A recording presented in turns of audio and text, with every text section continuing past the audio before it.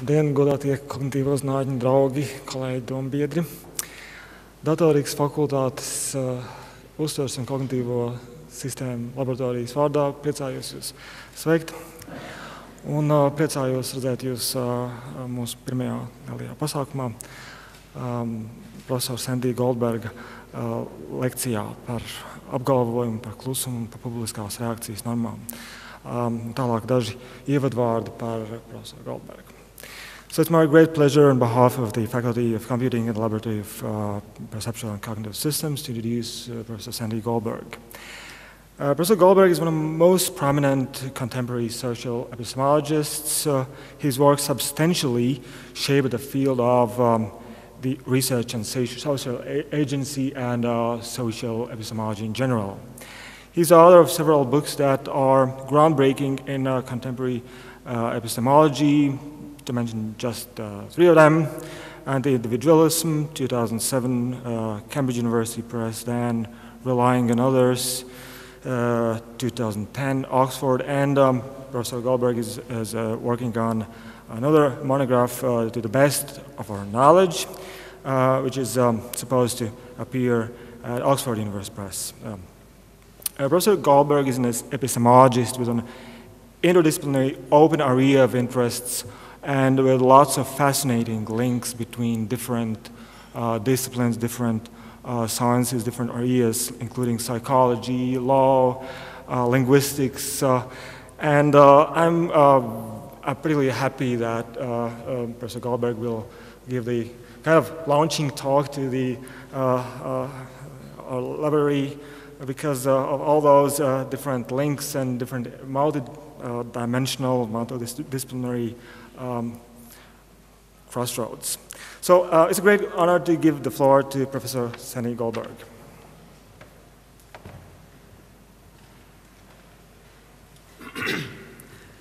Thank you, Jurgis, very much. Thank you for that lovely invitation. I can't help but start with a small story. When I got interested, I might even say obsessed, with the topic of silence, I was at the dinner table with my wife and my daughter, and they said, "Dad, you seem very happy today. Why are you happy?" And I said, "Well, I have a new topic I'm thinking about. I'm thinking about silence." And my daughter, without missing a beat, looked at me. She said, "Dad, you don't know anything about silence. You're the loudest person I know." And so in the great tradition of philosophers who work on things they know nothing about, I offer you today's lecture on assertion, silence, and the norms of public reaction. Okay, that may not work. So here's what I'd like to do today. I am going to try to characterize a phenomenon that I hope is familiar to all of you, and I'm going to call that the phenomenon of conversational silence. I'm going to try to indicate when and how conversational silence conveys information. It does this without anyone having to talk about it, but it still conveys information. I'm going to try to provide the very beginning of a brief sketch of a model which might be able to enable us to understand what's going on, how silence has this effect. I want to apply this to a couple of cases of conversational silence. In particular, silence in the face of a speech act that I've also thought a lot about, and that's the speech act of assertion. If you like, that's the speech act in which we tell other people things, we state things, we report things, we inform one another. Basically, we're communicating information for the purpose of getting other people to believe what we say. What happens when one is silent in the face of an act of that kind? I want my model to be able to explain that. And then finally, the last part of this, I want to discuss some predictions or implications of my model, in particular for issues pertaining to politeness. Issues pertaining to politeness. I'll get to that at the very end. I just want to make sure that all of you know I'm only recently thinking about issues of silence, so this is work in progress. which means I not only invite, but I encourage your comments, including your critical comments, if you think I've missed something or my applications don't work quite the way I say that they do. Conversational silence.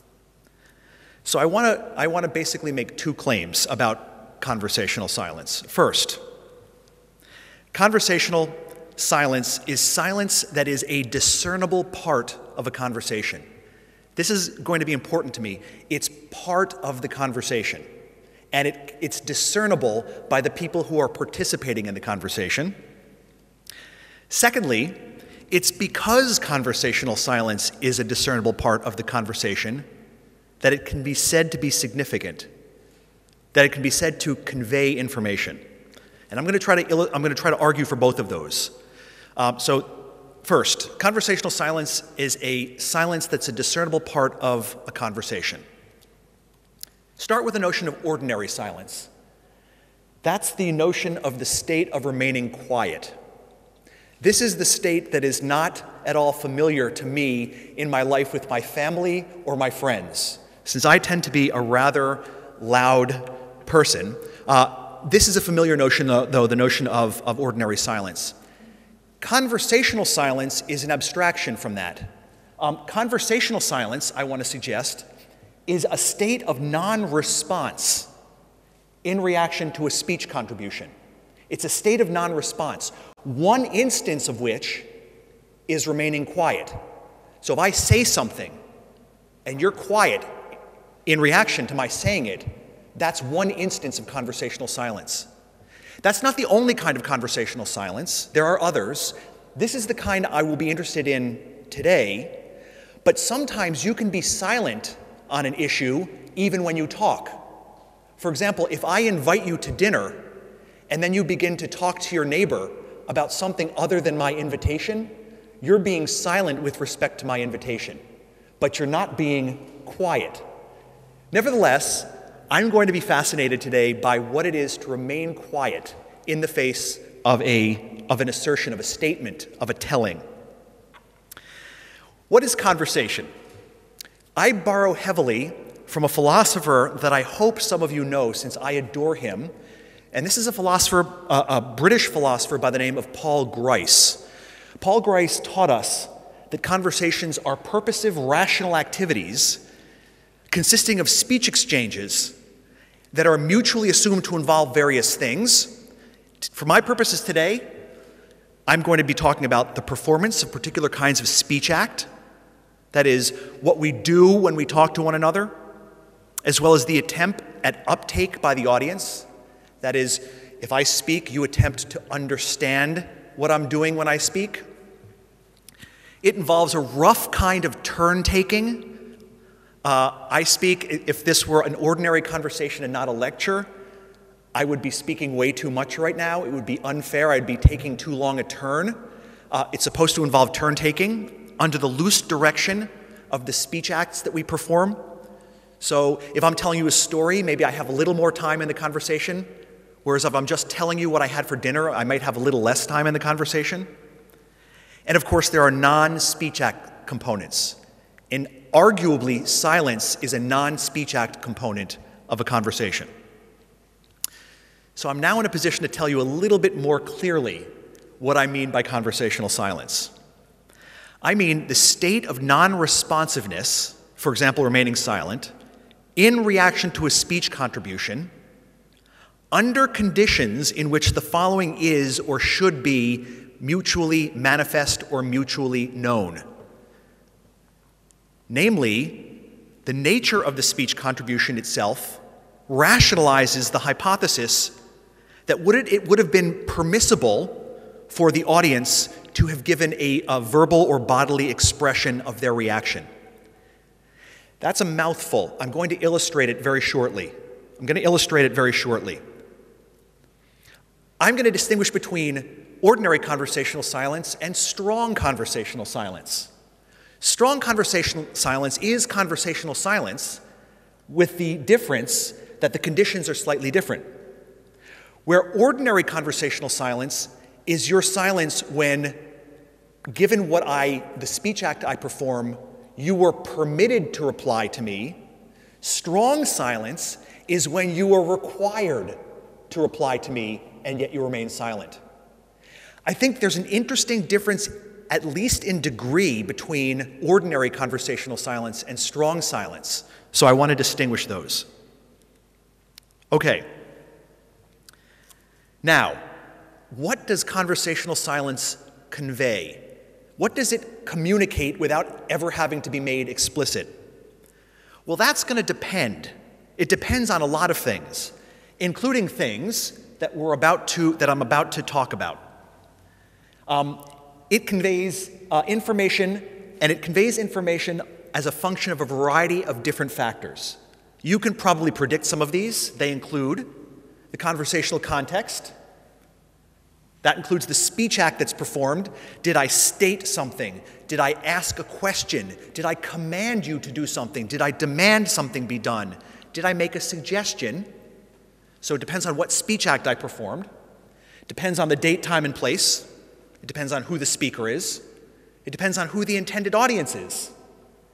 What is mutually presupposed, assumed, or believed in our speech context? What might we say about the beyond the conversational context? Other things can affect what silence means as well.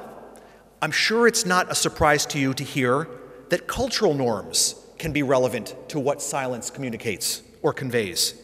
In particular, the ones that fascinate me are norms of politeness. In polite communities, silence may communicate one thing. In impolite communities, otherwise known, for example, as New York City, in New York City, silence communicates something else. Here, politeness, I distinguish between two things. What is considered polite and what is considered impolite is one of the things that's important. That's going to differentiate, for example, Riga from New York City. But also, what importance is attached to being polite? If not a great importance is attached to being polite, that's one thing. If a great importance is being attached to being polite, that's another. In addition to politeness, we have social institutional hierarchies. This won't be a surprise to any of you. In addition to the cultural norms, we also have outside threats or pressures. In the U.S. philosophical scene, this has become a very big area of reflection. In particular, we talk a lot about the social climate. We talk a lot about the social climate for women, for people who are members of minority groups. Oftentimes, their silence can indicate something very different from the silence of, for example, a white male. Are there issues of intimidation in play? Is there something that we call in English the phenomenon of silencing, whereby issues of intimidation may force people to be silent against their will? Again, if that's what's going on, silence is going to convey something very different. There may as well be other things, and this is where I find the theoretical questions to be fascinating. Can we identify the smallest number of factors that we need to identify in order to have a good, robust model for predicting when silence is significant and what its significance is? And I'll be making some gestures in that direction today. Okay, some illustrations. Before I begin, I need to apologize to all of you. I need to apologize because my first illustration was from a time before the event happened. It was at a time before the event happened. I promise you it's a real event, but it is before the event happened. This is a real story. At a recent campaign event, Donald Trump took a question from the audience in which the speaker repeated the oft-heard lie that President Obama is a Muslim. So someone in the audience says this to Trump. Unlike other Republicans, John McCain, Colin Powell, and others, who have responded to such a claim by repudiating it, by saying, no, that's not true, and by questioning about what being Muslim has to do with one's competence, Trump himself, when he was confronting this, did not question the statement or the presupposition. He allowed the person to talk and then said, yes, in my administration, we're going to look into that. We'll look into these things. Most commentators at the time, including some Republican commentators, took Trump to task for not publicly repudiating the speaker's claim. I think this was a classic case of conversational silence. Trump wasn't quiet, he said something. It's just that he didn't say whether he accepted or rejected the speaker's comment. Interesting case of conversational silence.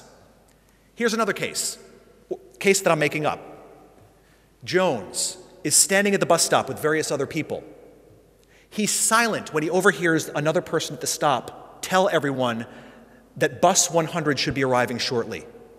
Jones is conversationally silent in the face of this. Compare this case to the following case. Same thing, except Jones knows that bus number 100 does not stop there, and he still remains quiet. If you're like I am, you'll think in this case it's pretty clear that Jones did something wrong. He did something wrong by being silent.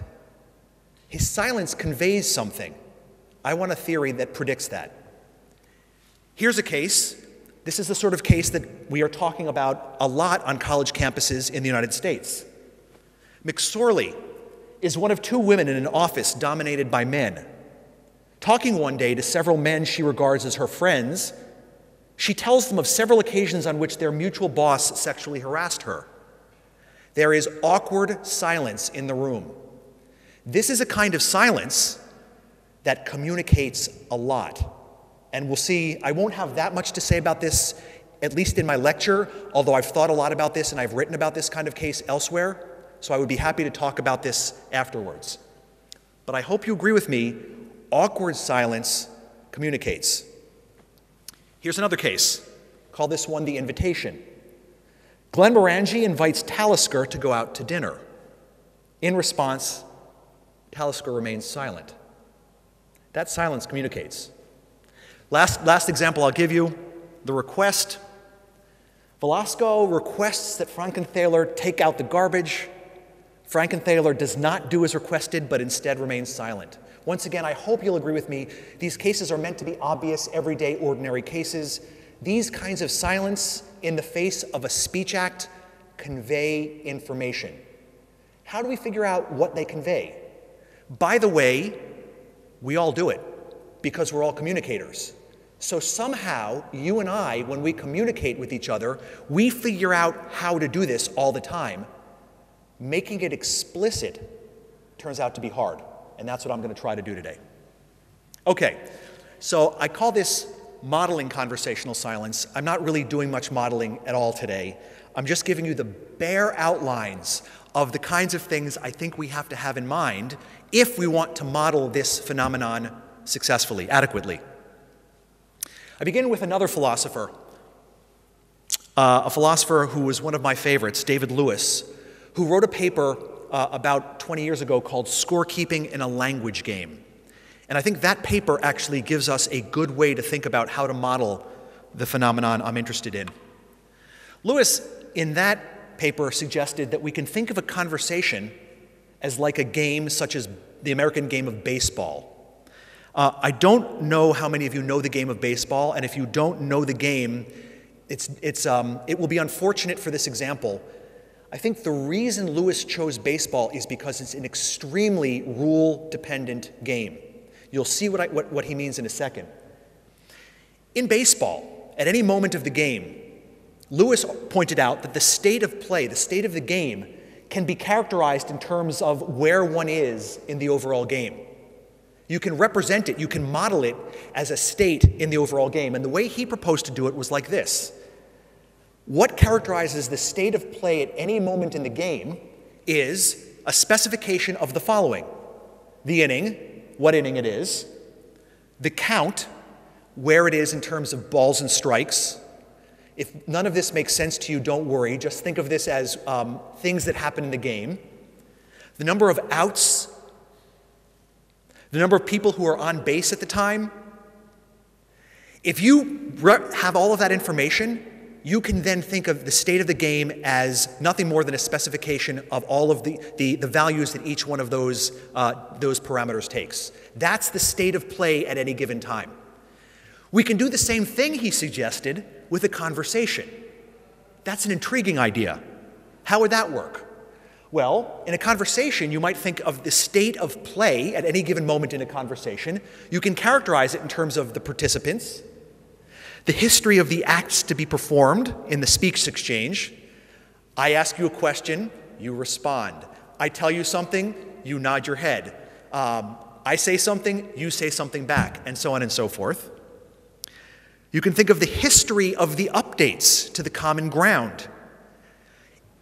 Here's an idea. Maybe part of what's going on in the conversation is that we both mutually presuppose a bunch of things, and what we mutually presuppose is itself something that we update in the course of our conversation. And if that's true, then to characterize what's going on in a conversation, in addition to characterizing the participants, the history of the acts, you also need to characterize the common ground, what we are mutually presupposing. And maybe you want to characterize as well the history of the updates that we've made to the common ground, to what we commonly or mutually presuppose. This one will come to be important for me later on. And of course, you want to characterize the most recent speech act that was performed and the person to whom it was addressed. So this is an intriguing idea. Think of a conversation as like a game. The state of the game at any given time can be seen to be specified by specifying these things and maybe a few others, but for my purposes today, this is really all I care about. Specify these things, and you've specified the state of the conversation that we're in. Okay, so now a tiny bit more formally, we can now think of a speech act like a statement or a question or a command. We can think of it now in terms of who performed it, to whom it was addressed, the time, date, and place, the content of the act, the illocutionary force. Was it a command? Was it a request? Was it a statement? Was it a guess? That's the force with which the content is presented. The common ground at the time. And we can represent the entire thing like this, where this is basically the illocutionary act S performed, which was addressed to hearers H1 through HN at a given time, on a given date, at a given place, with a given content, a given force, and with a certain common ground mutually presupposed. That then is going to characterize any particular act that's made at a given time. Great. Why do I go through all of this? Because I now think I can tell you a little bit more carefully than I did before what the significance of conversational silence might be, how we might understand how it is that conversational silence can be significant.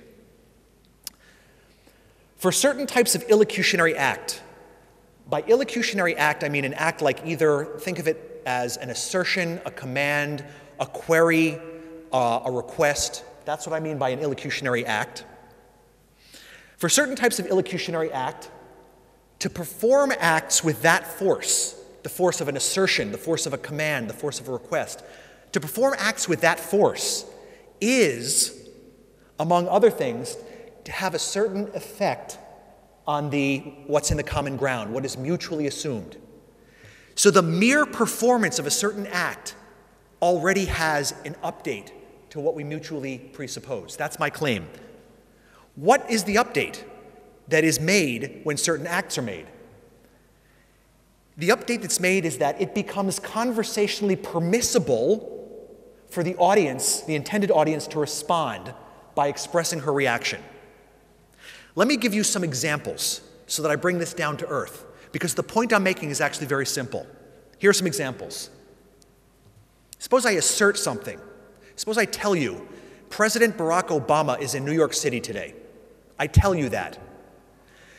If my theory is correct, then in addition to having asserted something, something also went in the common ground. That is, it went into the things that are mutually presupposed by all of us. If this were a conversation, it becomes conversationally permissible for you to respond to me. It becomes conversationally permissible for you to respond in some way or another. How might you respond? Well, think about all the ways you respond to an assertion. You might shake your head. You might say, yeah, that's right. You might say, oh, I didn't know that. You might say, Sandy, you're full of it. He's not in New York, he's in Honolulu. You might do any one of these things. Question, how did you know it was okay for you to speak up at that time? Answer, when I asserted something, it went into what we mutually presupposed that it would be permissible for you to react, for you to respond to me. You recognized that, and you acted on that permission. Assertions, by the way, are not the only things that do this. Let me give you another illocutionary act that does this. Consider congratulations, the act of congratulating you. I congratulate you on having a job well done. If I congratulate you, it's conversationally permissible, but not required, for you to reply to me. I congratulate you on a job well done. Oh, thank you very much, Sandy. So nice of you to say that. I congratulate you on a job well done. What are you talking about? It wasn't me who did the job. It was Mary. She did the job. Go congratulate her, and so on. Here's another example. Oh, I thank you. I thank you from the bottom of my heart. If I say that to you, again, it's permissible for you, not required, but permissible for you to reply. Oh, no problem. You're welcome. It was nothing. Forget about it. You owe me one, Sandy. I did a big job for you here.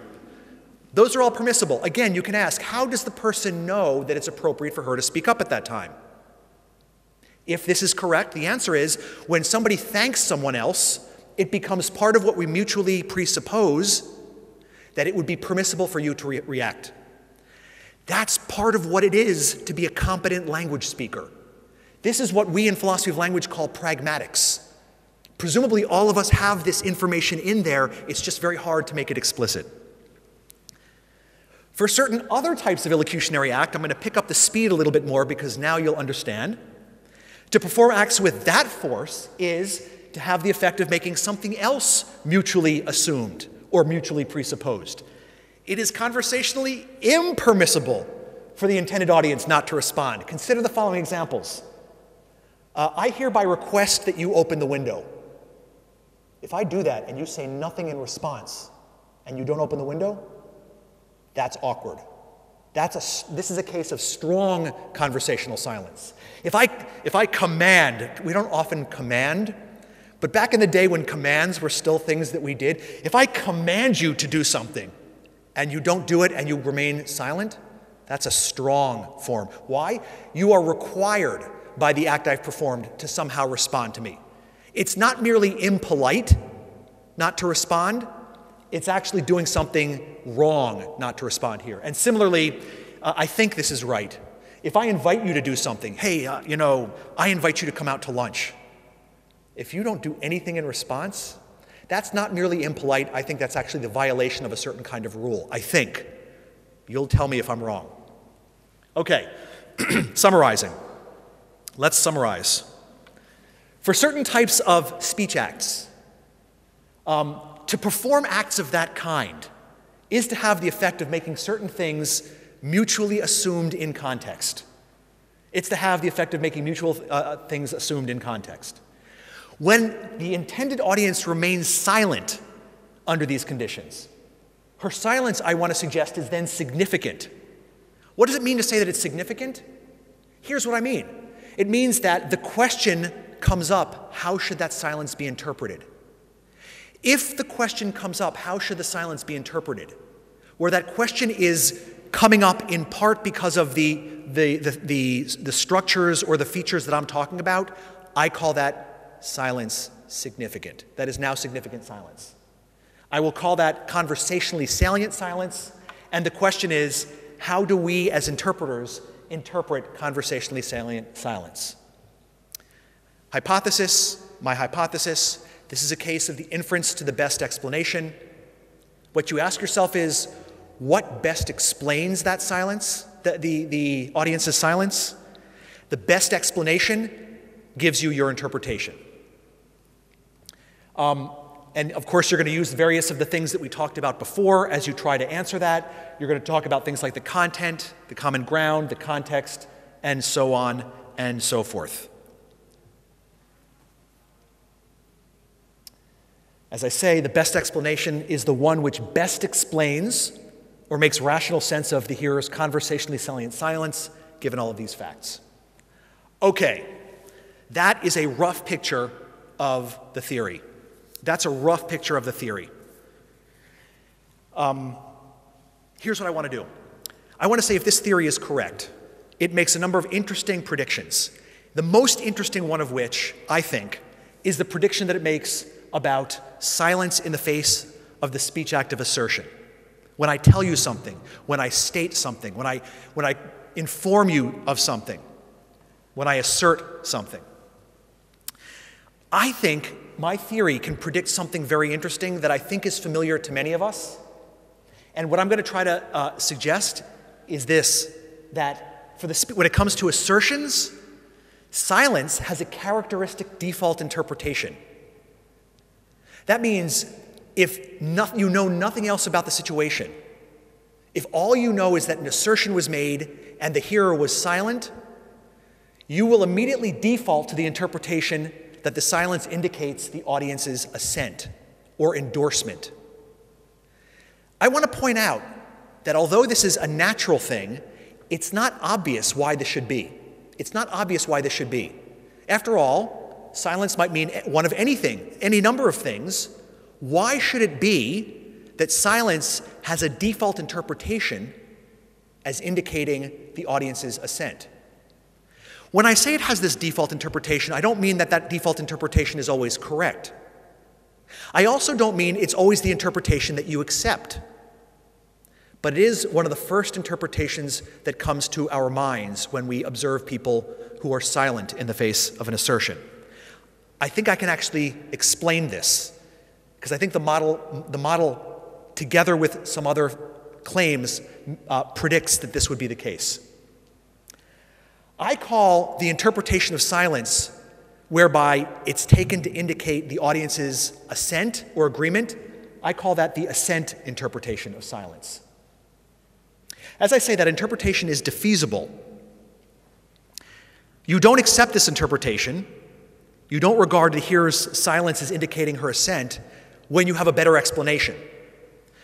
But if all you know is that a person is silent in the face of an assertion, that's the first interpretation you go for. It's, as I say, it stands by default. And I'm going to try to explain why that should be. After I do, I'm going to conclude the talk by trying to connect all of these things to the issue of politeness in conversation, because I think my model actually makes some interesting and provocative predictions about politeness as well.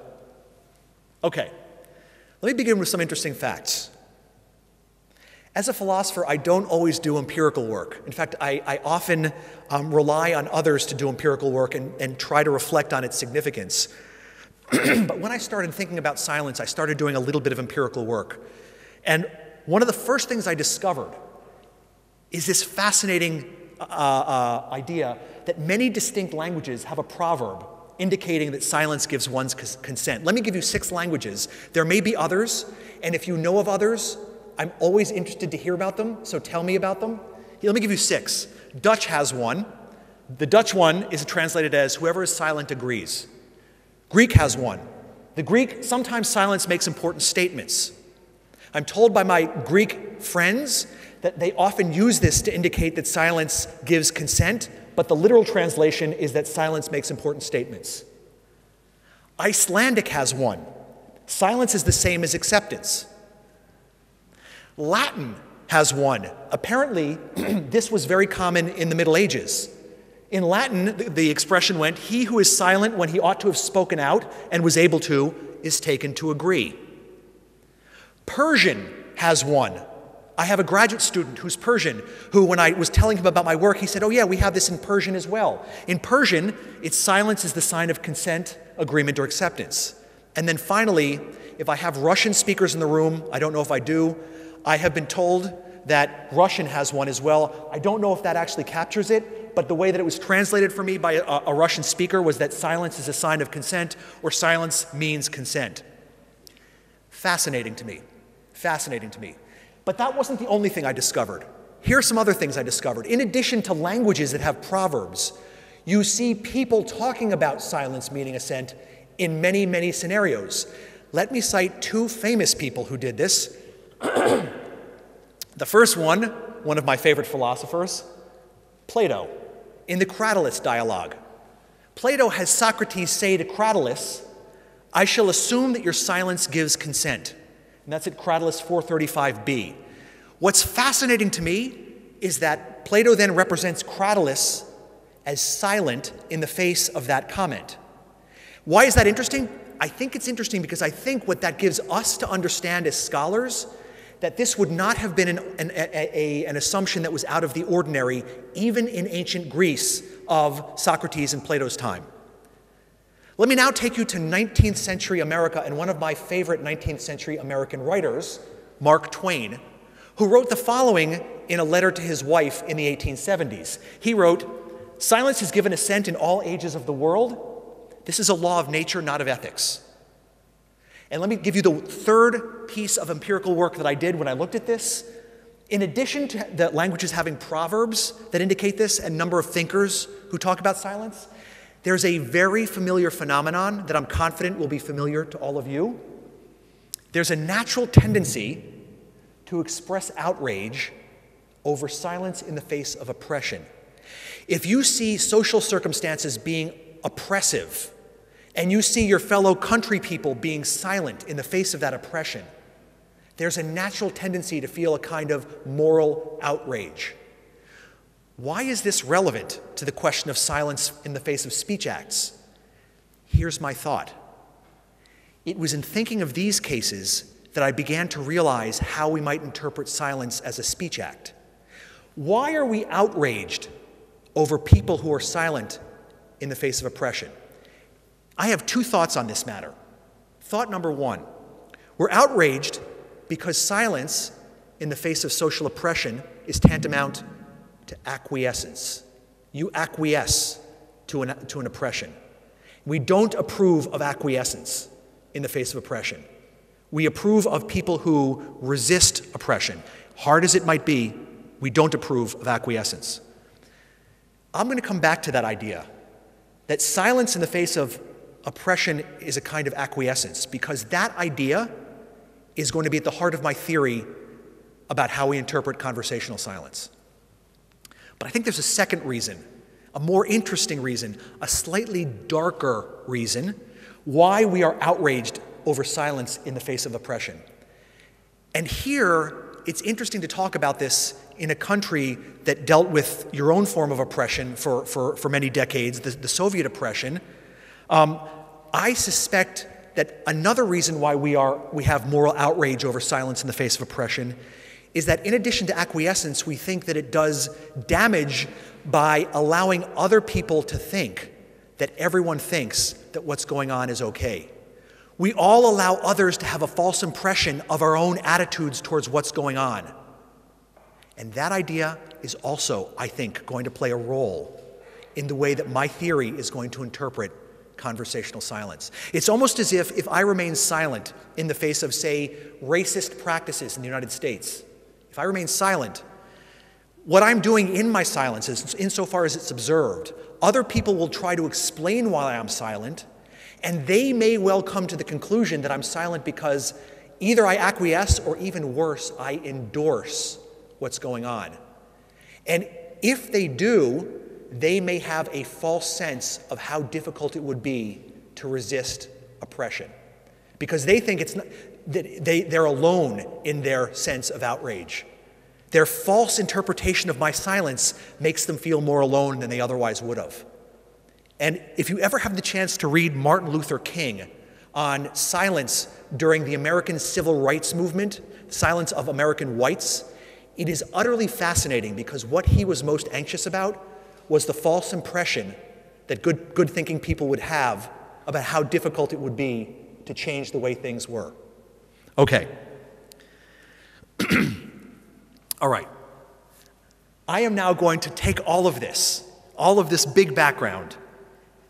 This is just to say, I hope all of you will now agree with me that silence in the face of an assertion very, very readily gives rise to the question, what does it mean? And the first thing that we often think of is, well, it means that the audience has accepted the assertion. I call that the assent interpretation of silence. And my claim is that that's the default. By default, I mean it in two senses. I mean it in the psychological sense. I think that's one of the first hypotheses to come to our mind. But I also mean it in what I'm going to call a normative sense. It's an interpretation for which we have a reason, even prior to going into the details of what's going on. The time has come for me now to give you a theory that explains all of this. Here's my theory. Here's my theory. I'm going to make two assumptions.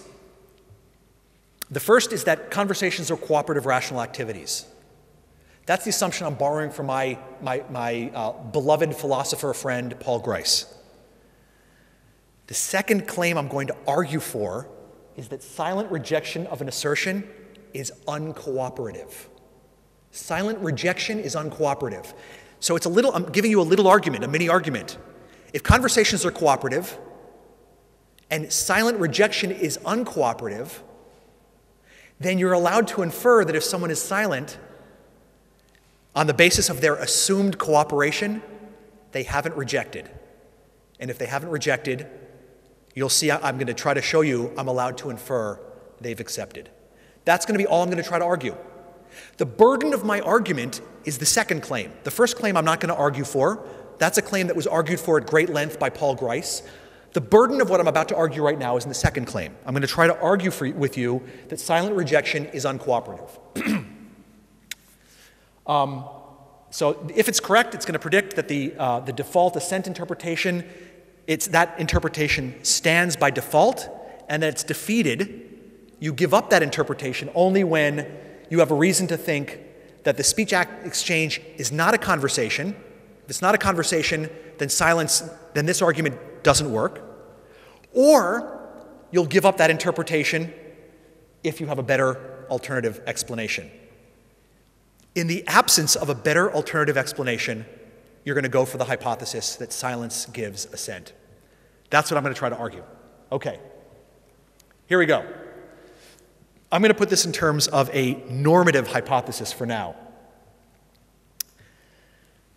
This is fancy philosophy language. I'm going to try to translate it. The fancy philosophy language is this: we enjoy a default entitlement to the assumption that a hearer's silence in the face of an observed assertion indicates assent.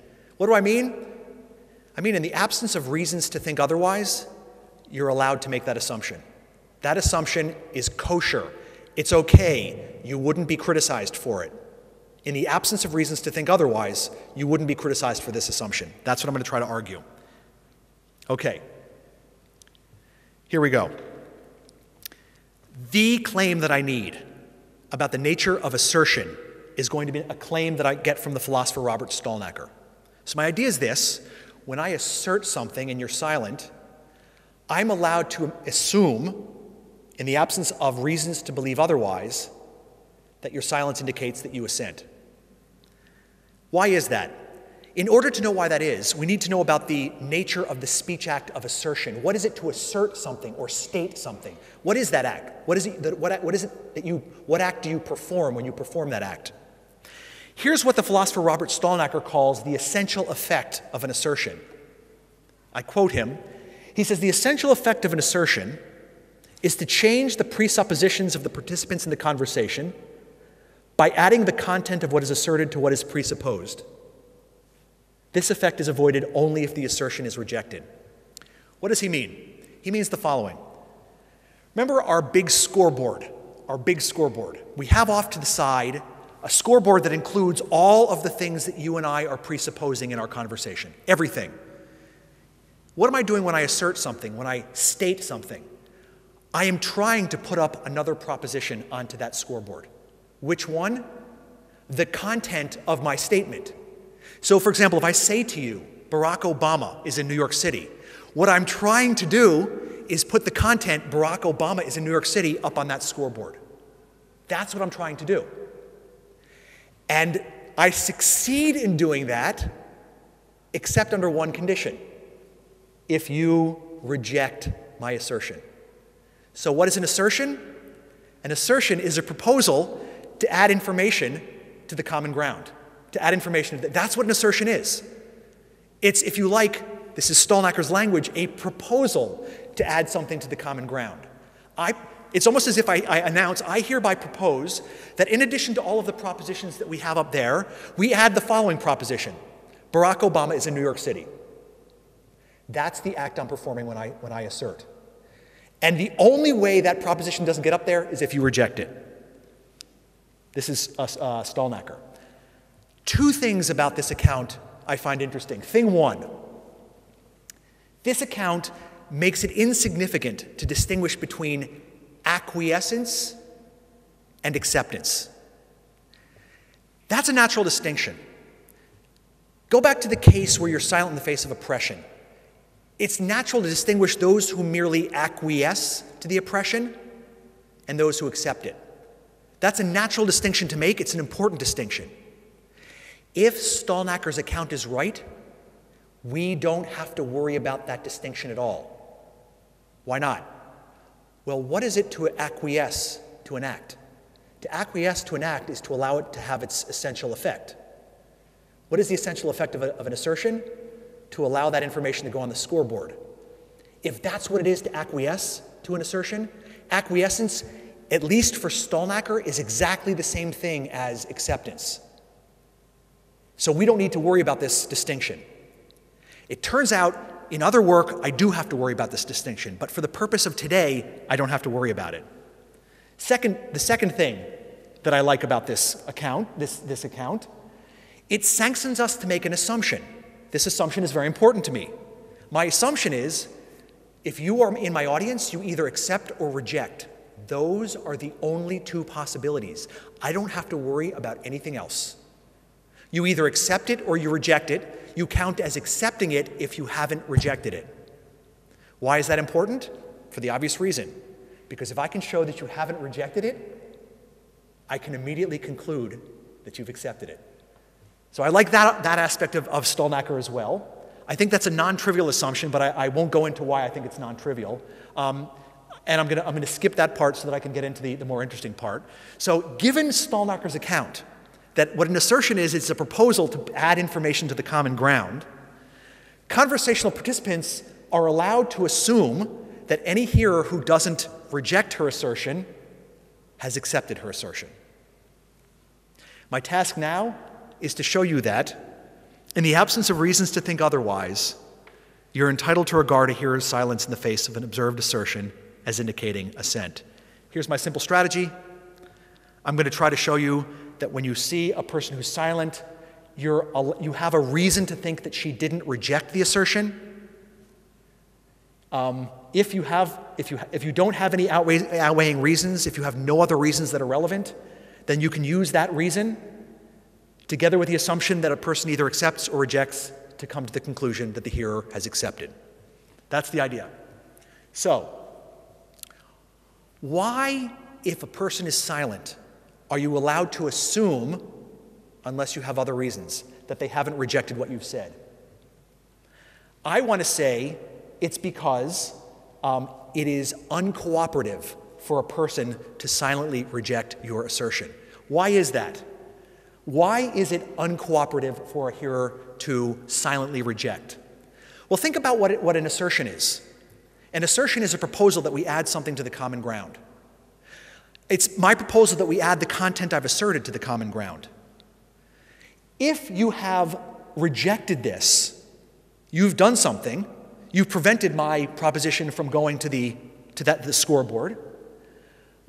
And if you've done that by itself doesn't have to be uncooperative. That can be fully cooperative. However, if you've done so without saying so, it's uncooperative. Why? Well, think about it this way. Given the fact that we all will regard each other as either accepting or rejecting, and given that it's extremely common in how many different languages, in how many different historical periods, in how many different places and times, for people to naturally think that silence gives acceptance. If you silently reject what another person tells you, what you have done is you have rendered yourself susceptible to the charge of behaving in ways that you introduce what I call an epistemic harm. You risk leading other people to form false beliefs. What false beliefs do you risk allowing other people to form? One, the false belief that we have updated. 2, that you yourself believe what I just said.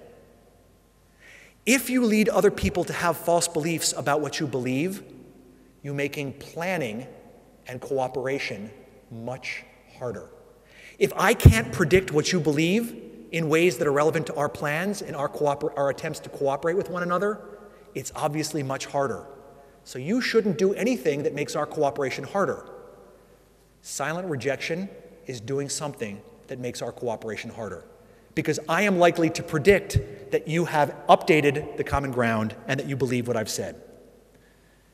So I submit, if you silently accept what I tell you, that's not uncooperative, because there you've gone along with my proposal. And if I happen to interpret you as having gone along with my proposal, I've got you right.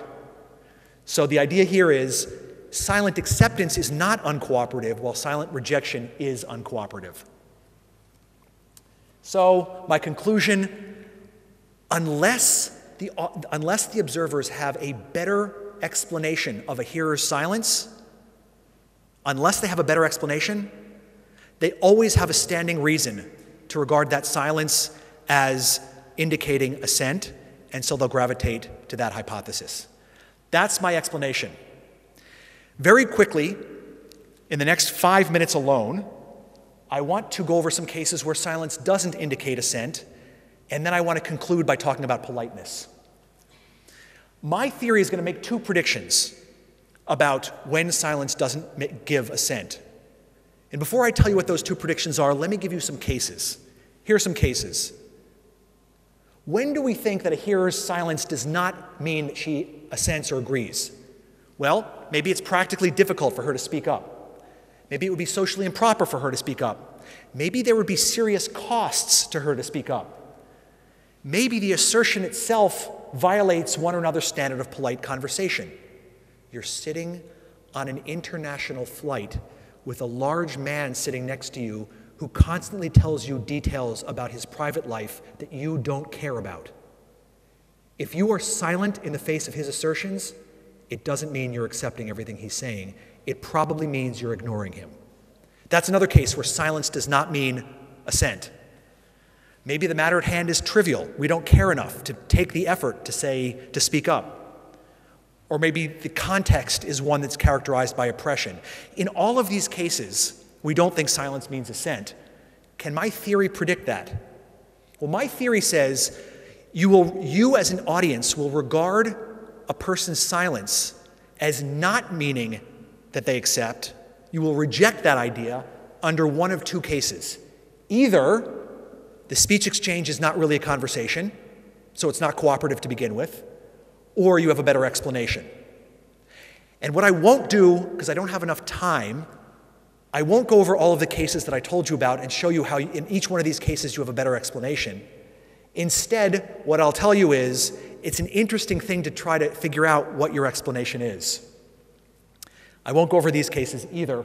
Instead, what I want to do is conclude with what I regard as, in a way, the most intriguing prediction that my theory makes. So let me just quickly review. I've tried to tell you what conversational silence is. I've tried to tell you what your task is in interpreting it. Your question is, what best explains the hearer's silence? I've told you that when the silence comes in the face of an assertion, you immediately have a reason to think that the silence means the person has accepted.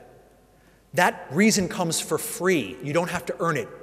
It comes merely from the cooperative nature of speech exchanges and the fact that silent rejection is uncooperative. That gives you a reason for free to accept the hypothesis that silence indicates acceptance. That doesn't mean you'll accept that. What it means is that in the absence of better reasons or a better explanation, you'll accept that.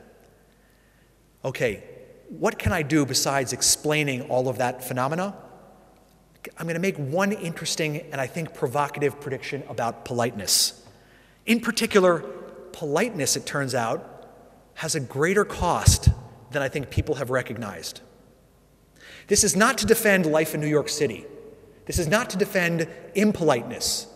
It's just to defend the idea that certain extreme forms of politeness come at a greater cost, and I'm going to say a much greater cost than you might have thought. Here's my argument. I want you to consider communities in which there's a very strong expectation that those with doubts regarding another's assertion or who reject that assertion will express this publicly. The two places that I think about here, I have to tell you, in addition to New York City, I think of the Netherlands. In the Netherlands, if people disagree with you, they will tell you.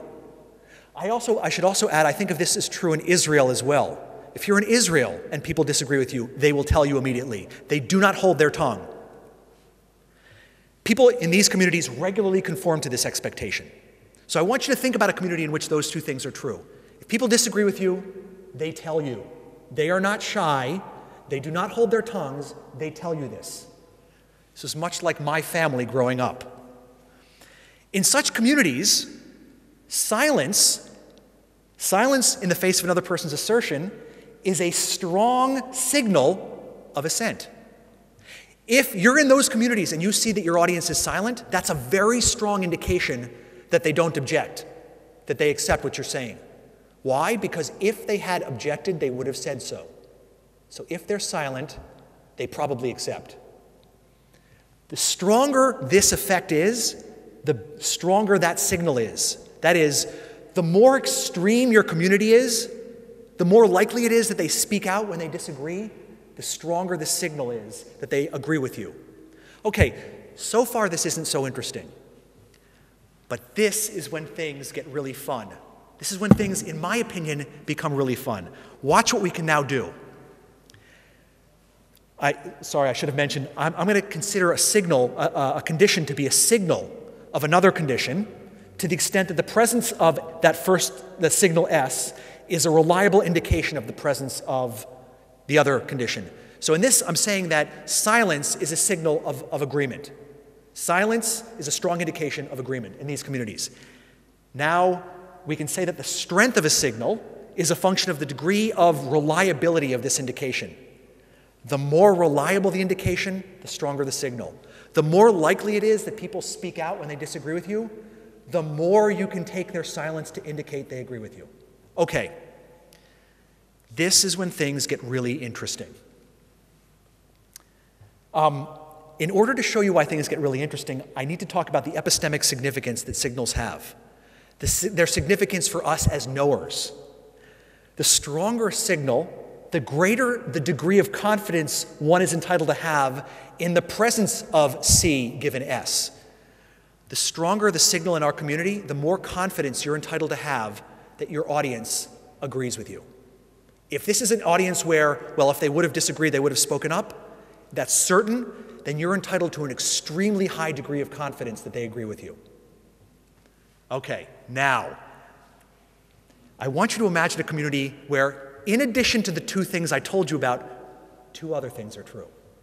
Thing one, so in addition to these two things, two other things are true. For a great many topics of conversation in this community, people are well informed about such topics. They're very well informed. So if you're talking about something, there's a great chance that someone in your audience is well informed on that subject. Assume that that's true. If there were reasons for doubt, you would know about them because they would speak up. And imagine as well that people in these communities are very reliable in discerning when such a topic is in play. That is, they're very reliable in telling when they know a lot about the topic at hand. Okay? So in my community, four things hold. There's a strong expectation that people speak up when they disagree. People regularly conform to that expectation. People are very knowledgeable about what's being said. And people are generally reliable in discerning when such topics come up. I actually think there are some communities like this. Here's one that I think is like this. Academic communities. I think academic communities, when we are at our best, we are not always at our best, but when we are at our best, we're like this. What kind of academic communities? In particular, conferences. If you're an academic, you go to conferences.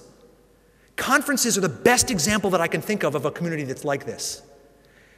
Watch what I can now do. I can now tell you that there's something extremely important that happens at conferences because of these 4 conditions that comes right out of my theory of conversational silence.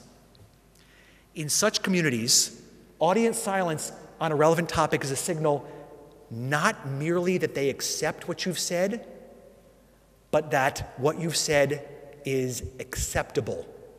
Is acceptable. Why? Well, think about it this way.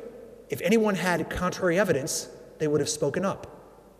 That means if you speak up at a conference and nobody speaks up, under these very idealized conditions, you can regard that silence not merely as an indication that they accept, but that what you've said is acceptable, because if anyone would have had contrary evidence, they would have had it, and they don't have it.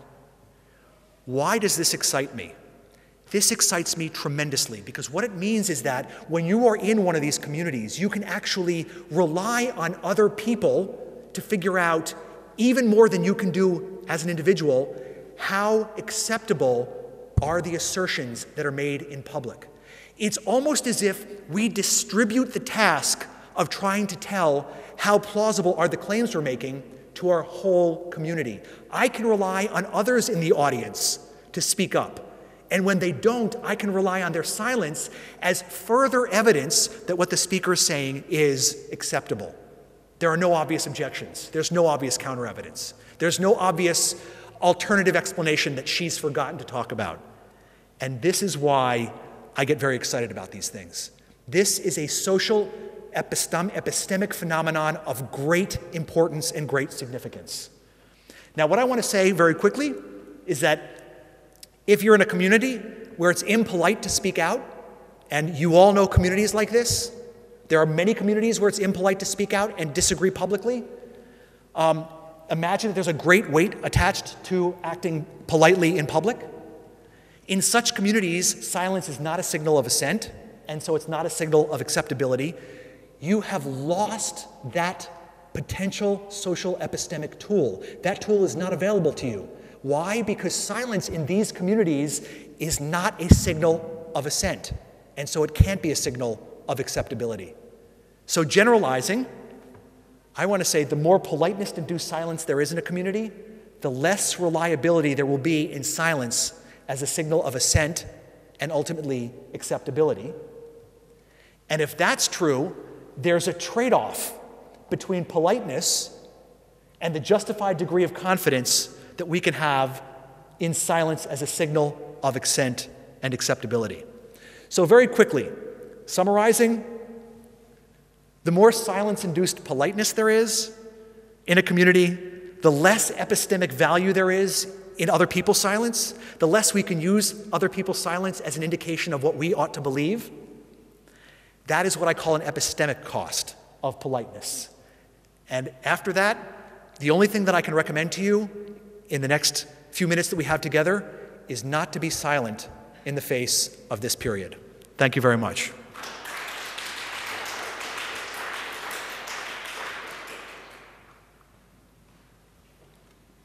Thank you so much for the wonderful talk. So we have time for questions, comments. Any question, any comment, any? Yeah. So I'm trying not to be silent. Good. I have a question about modeling.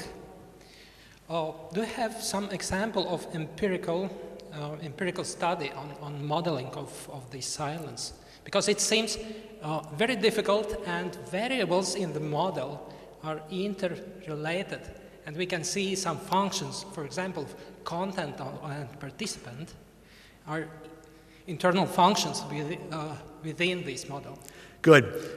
So that's a great question, and the short answer is no, I don't have all that much empirical evidence. What I'm trying to do is, there are a bunch of colleagues that I have in China who work on conversational analysis, and I'm trying to interest some of their graduate students and postdocs in a project where they would actually look at these things.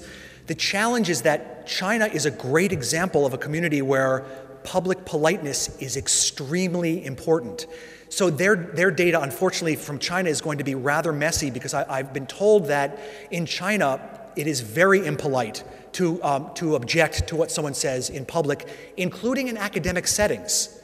So what I'm trying to do is I'm trying to see if I can get someone to do a conversational analysis of real conversations and then look and see whether or not these predictions are correct. But at current, I don't have anyone. So if any of you are interested in this kind of work, I would love to invite you along to do some empirical work on this. It seems that it's too difficult for example, it's too difficult for me modeling these functions, and it seems that it is better to talk about them, not to modeling. I see. Or not to model. Thanks. Thank you. Any other questions? I could go on in the same direction. I had an impression that what you are talking about, it's in psychological terms, it's something what you might call either correspondence bias or fundamental attribution error. And in this respect, I mean, it's relevant more for so-called Western cultures, and it works pretty well. And when you gave your example regarding what's going on in China, my hypothesis would be that you won't get the same model there simply because people are more, let's say, they pay their attention to the situation, the environment, and they are more sensitive in this respect.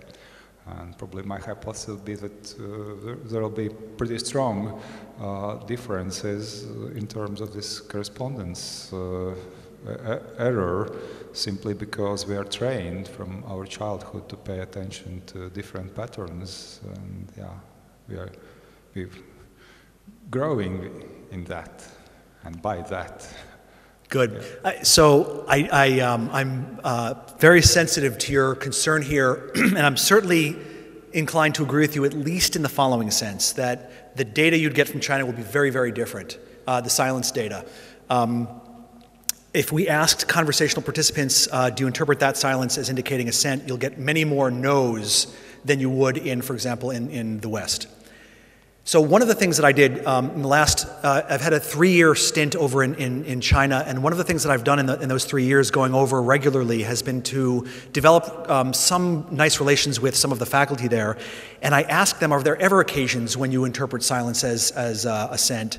And what I've been told, this is not good data because this is an N of maybe 4 or 5, which you know better than I do is not worth much, except to prompt the following hypothesis. When it comes to close interpersonal relationships in private settings, they do, in fact, interpret silence as indicating assent. My guess is that what happens is, you're right, they are definitely taught from a young age that when you're in public, it's a very different matter. When you're in a situation even privately with someone you don't know well, it's a different matter. Nevertheless, the fact that they find it natural to interpret silence this way when they're in private with somebody who's an intimate suggests to me maybe there is a phenomenon, albeit not quite as robust, in China. That's one thought. One other quick thought that I'll make, and I'm intrigued, especially given you're a psychologist, you can tell me, here's a speculation. The psychologist Daniel Gilbert, you will know him better than I do, before he became famous for being a theorist of happiness, he worked a bit on uptake of speech acts. And in an early paper, he and a bunch of his co-authors argued that there's a psychological default to accept what other people tell you. I forgot what the paper is. If you're interested, I can send you the citation later on. He argued that there's a psychological default that you accept what other people tell you, that rejecting what they tell you requires cognitive effort in a way that acceptance doesn't. Suppose that's true.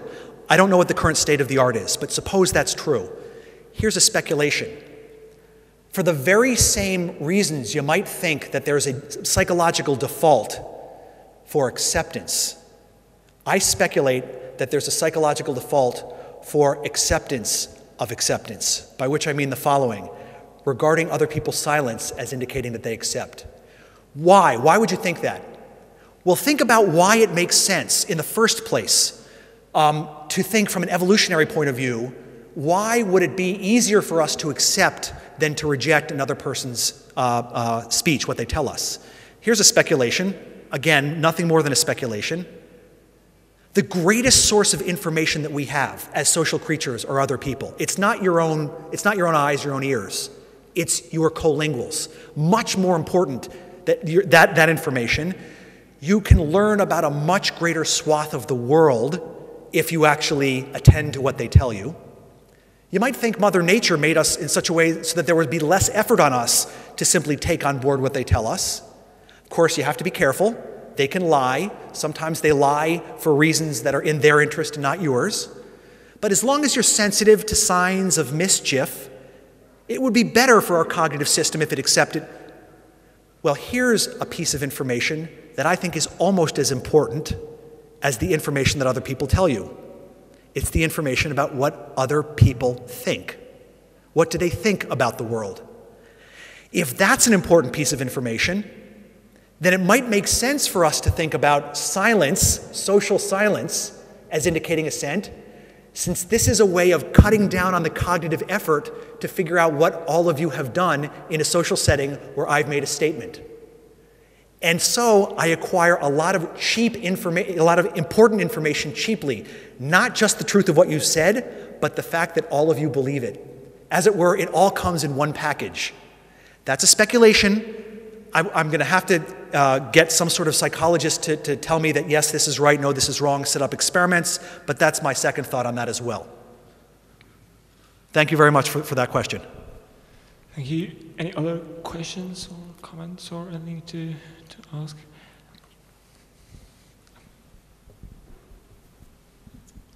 I'm also a psychologist. What about the element of shock? You didn't mention that. Like Beautiful. If something is so shocking that you're silent. Excellent. That's wonderful. So shock, I think, is one. Here's what my theory would predict. I actually haven't thought about cases of shock, so I'm delighted that you raised this. Here's what my theory would predict. One of two things is going to happen in cases of shock. Either you're going to accept so suppose I see that you're silent in the face of your colleague's comment. It's a shocking comment. Either I'm going to take what your silence is indicating assent, or I've got a better explanation. I would predict that we are good at determining when other people are shocked. I would also predict that when other people are shocked, we regard that as the salient feature that explains their reaction to the speech contribution. And if that's right, I think that we can regard shock as a case where we have a better explanation. I'm trying to think about cases where I see somebody who's shocked by a comment, and I will often make no assumptions one way or the other about their silence. I'll just say, oh, they're shocked by that. I wonder whether they believe it or not. That's what I would predict. So I'd want to put them in the category of we have a better explanation. It's a lovely example, though. I thank you for that. Okay. Any other questions or remarks? If there are no questions, no remarks, then let us... there is one other question. Oh, I see. Thanks for the lecture. Have you thought why people choose silence instead of just agreeing, like in face-to-face? So let me see if I understand the question. Why think of silence instead of speaking up when you agree? So that's a great question. I have only a speculation. Again, I want to emphasize these are all speculations. Otherwise, you might think that I know when I don't know. My speculation is that it follows a principle that I think governs a lot of our behavior that I often use in the classroom, and I call it the principle of efficient laziness. The principle of efficient laziness says you want to be as efficiently lazy as you possibly can be, but your laziness has to be efficient. You don't want to make it inefficient. So think about it this way. If you already agree with me, why take the trouble to speak up? Be lazy about it. In a way, if my theory is right, it says you can be lazy in being silent when you agree precisely because you're not going to lead anyone wrong. So I think this conforms to the principle of efficient laziness, and I'm thinking that's one of the reasons why we don't often speak up. When it's really important and a lot hangs on it, we do tend to speak up. One of my graduate students pointed out to me, Sandy, we often shake our heads to agree. I don't think head shaking actually indicates agreement.